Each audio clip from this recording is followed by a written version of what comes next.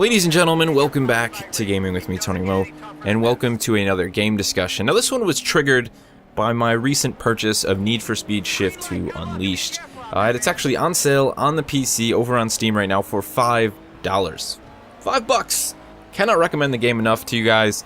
If you've never played it, or if you're looking to just kind of play it again, you finally have a PC, pick it up. This is like the best $5 you'll spend this week, I promise to you. But it really triggered a thought that I had, and that was that, remembering just how much I loved Shift 2 and why I loved it so much. Now, the in-cockpit view and the helmet cam was something that the original Shift tried to do too, but Shift 2 really took it to the next level. To me, Need for Speed Shift 2 Unleashed, its in-cockpit view, its first-person view, as we'll just call it from here on out, is not only the best first-person experience you can have inside of a racing game, to me it is one of the best first-person experiences in a game, bar none. Nothing has ever done this good of a job at being first person, and I think it's something that lacks in the industry and game development and games in general when it comes to first person games. There's just not enough being done there to really try and bring us into, that first person body element, to make us feel like we are actually that person, to make us feel all of the different effects and immerse us in the world. There's just nothing being done. It's really just a forgotten art, I think, and Shift 2 just did it on a whole new level. I mean, you guys will see it here in the gameplay. The night racing. I've done night racing in other games. I'm a huge racing fan. I'm someone who you can tell plays everything off, full sim, all that stuff. Nothing touches what Shift 2 had to offer. And while I know this isn't a full simulator game, it's not what it's trying to do. It's sort of in between arcade and sim in many ways. The first-person camera just makes driving at night in this more hardcore and more intense than any other simulator game I've ever played. Whether you go ahead and pick out something on the PC right now, like a sort of Corsa, which I don't even know if that has night racing currently, Grid 2, any of those games, they all do so much to try and make night racing a cool thing, but the fact is, Shift 2 doesn't even really have to work. All it has to do is include its first-person driving mode, make it dark, and there you go. The intensity level's just been ramped up to like 60. Now combine that with the insane amount of audio effects, the tire squeal. Shift 2 wasn't afraid to be loud. That is something that a lot of first-person shooters, a lot of shooters in general these days, a lot of games in general, don't understand. Now, I'm not saying you have to blow someone's eardrums off, but there's too much of a focus on unnecessary sound effects and noises, things that don't actually matter to the player's experience. Shift 2 was not like that at all. The things that Shift 2 understood were kick off the music because this is a driving game, and to be honest, you're not listening to a radio when you're focused on taking that corner at 100 plus miles an hour in the dark, concerned about whether or not you're going to be able to hold grip. The game understood that you want to hear your tires squealing, you want to hear other cars, you want to hear your engine note, you want to be able to know when you reach max revs so you can go ahead and shift into the next gear if you're running something like manual without having to look down at the speedometer and the rev counter.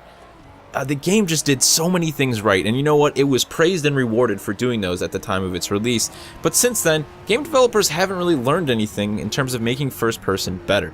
Now, in the first-person shooter category, which is something I really want to talk about because I think this is where the elements are lacking the most and where I think we could see the most benefits, there have been a few games that have tried to create that sort of atmosphere. Metro 2033 and Metro Last Light both did a pretty good job of trying to make you feel like you were behind a mask, a gas mask when you went outside. Last Light went as far as to actually allow condensation, moisture, mud, and dirt to build up on your mask and then allow the player to have you wipe it off. Very nice small touch there. It's little things like that you start to bring together that can really enhance a first-person experience. The same thing with Metro 2033. They did a good job of making you feel like you're the mask. Stalker, Call of Pripyat actually does a very good job of this as well. When you do run a gas mask, you can actually have the gas mask on your face, at least in the Misery mod. I'm not actually positive if that's how it was in the game's original release. Now, sometimes players may think that these things are jarring, they're unnecessary, they ruin the game, and I think it's all about just doing it right. If you look at something like the night vision inside of Bohemia's Arma 3, it's not exactly done to the best of its ability. The fisheye is a bit too much, and it's not really there, to enhance the player's perspective. It's more about just creating that element of like, here's night vision, this is the disadvantage. It shouldn't be looked at that way. As a game development concept, you shouldn't be looking at it saying, we need to balance night vision, let's make it difficult. It should be a combination of both.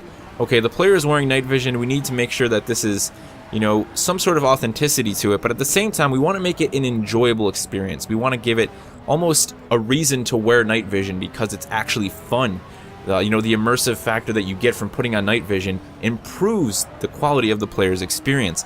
And I think that's the way we need to look at things in general when it comes to first person. Now, I'm not saying, you know, that we need to just go slap HUDs on everything and just crazy first person helmet cams. I'm saying that when done right, they can add to the experience without any negatives. To me, if you play Shift 2, even if you don't play ride driving games, you don't play first person games, you know, you may be turned off and say, oh, that's too much for me. I mean, you know, the helmet, it's all in the way. But I promise you that when you sit down and play it, it's not a distracting experience. It feels right. The camera perspective, the field of view, everything has been balanced so well in Shift 2 that you don't think about anything except how much of a good time you are having driving inside of Shift 2. It's just a game that I couldn't praise enough when it came out. I don't think I was even doing YouTube at the time, so I wanted to praise the hell out of it now. And please ask game developers, when you're making these first-person shooter experiences, these first-person experiences in general, where are our immersive factors? You know, where's the focus on sound and gameplay design when it comes to that first-person camera? I want to see more done in this area. There's just no reason to be such a lack of it in there. I mean, you know, it seems like it's such a small thing having like mud splash on your, you know, your helmet or something, your visor, and having to wipe it off like Metro Last Light did. But that goes a very long way for someone who is a player. When I see something like that happen inside of a game, it just says so many things to me as the player. It speaks 1,000 words to me from the developer, and you know what they were trying to do with the game, what they're trying to do with the experience. Regardless, it's just something I want to see expanded. I want to see further innovation, further design inside of the world of the first-person game. You know, whether it be shooters, adventure games, there's just not enough going on to make us feel like we are truly in first person. That's going to do it for this one, guys. I want to hear all your thoughts and opinions on the subject in the comment section below. Again, if you guys are interested in checking out Shift 2, it's available on Steam for $5.